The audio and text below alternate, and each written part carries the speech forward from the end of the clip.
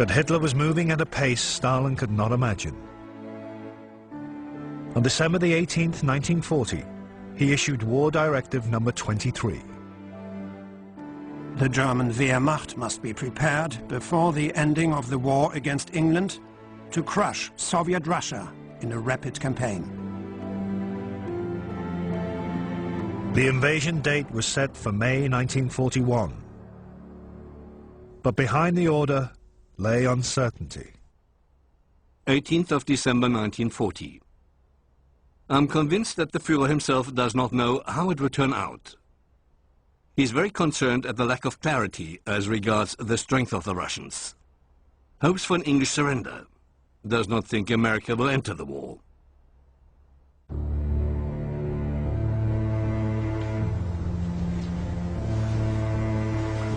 Hitler had finally made the momentous decision. A war on two fronts. The very thing he'd sought to avoid when he first made his pact with Stalin. But he'd deluded himself that one front, Britain, was already won. It simply required a knockout blow against Russia for the British to understand their defeat. Hitler's line of reasoning never began to occur to Stalin.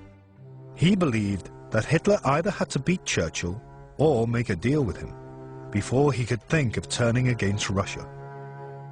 In early 1941, he told Politburo members, "We must cherish no illusions. Fascist Germany is clearly preparing for an attack on the Soviet Union. Why does Hitler want to make an agreement with England? Because he wants to avoid war on two fronts." Stalin was trusting Hitler to act rationally. And to fight Britain and Russia at the same time was clearly irrational.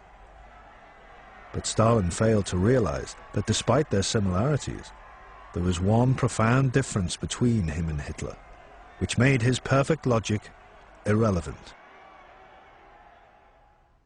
He himself was a methodical, calculating, hard-working man, a master of detail, personally signing death lists at one extreme, and at the other, keeping the tiniest details of gold production in his notebook.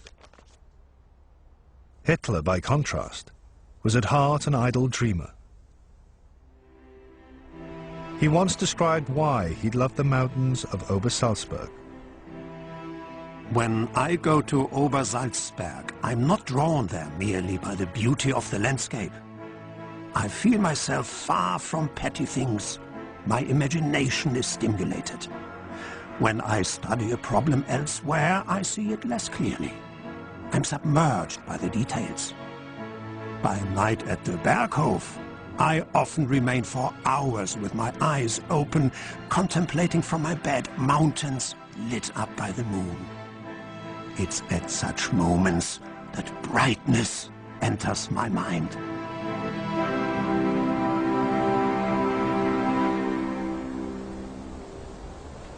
For Hitler, the big idea was never to be disrupted by small facts. And having made up his mind to attack Russia for tactical reasons, the original and biggest idea of all was reasserting itself: the ideological struggle against Jews and Bolsheviks.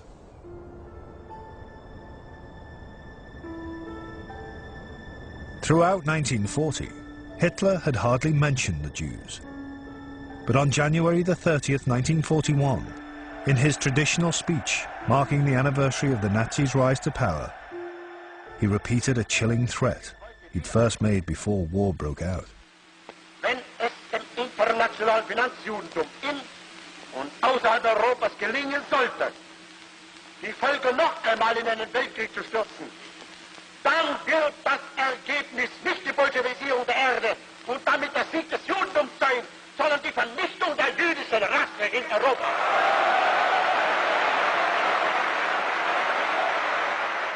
At a series of conferences with his generals in the spring of 1941, Hitler made his aims brutally clear. 3rd of March 1941. The forthcoming campaign will lead to a showdown between two different ideologies. The Jewish Bolshevik intelligentsia must be eliminated. 30th of March, we must forget the concept of comradeship between soldiers. This is a war of extermination.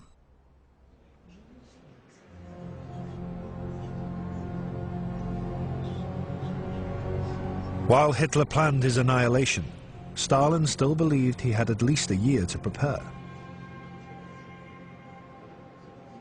On April the 13th, 1941, he moved to protect his back, signing a pact with Hitler's ally, Japan. Stalin was thrilled with his coup and got happily tipsy with the Japanese foreign minister, Matsuoki. But he was still following his double strategy. As he said goodbye to Matsuoki, the German military attaché in Moscow was present. Stalin told him, "We must remain friends, and you must now do everything to that end. We will stay friends with you, whatever happens."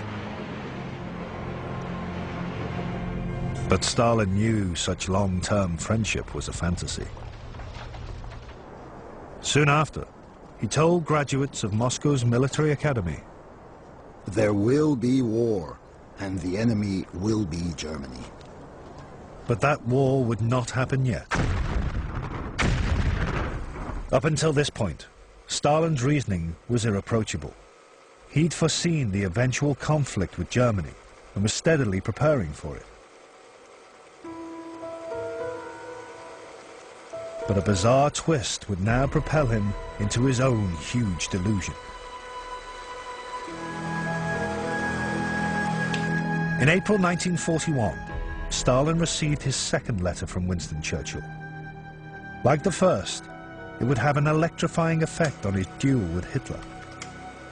Churchill told him the British had received intelligence reports of German troop movements, which could only be preparations for a Nazi attack on Russia.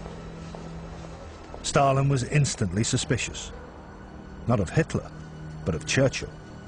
He told his army chiefs, "Britain is threatening us with the Germans, and threatening the Germans with the Soviet Union. They're playing us off against each other."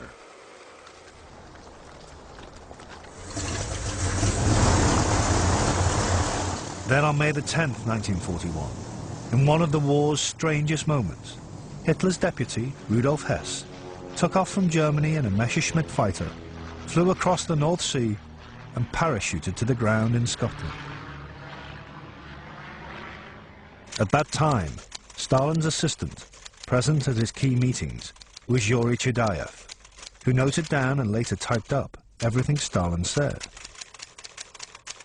From Chudayev's secret, unpublished record, it is possible to piece together how Churchill's message and Hess's flight began to lead Stalin towards a conspiracy theory, which would have immensely destructive consequences for his country.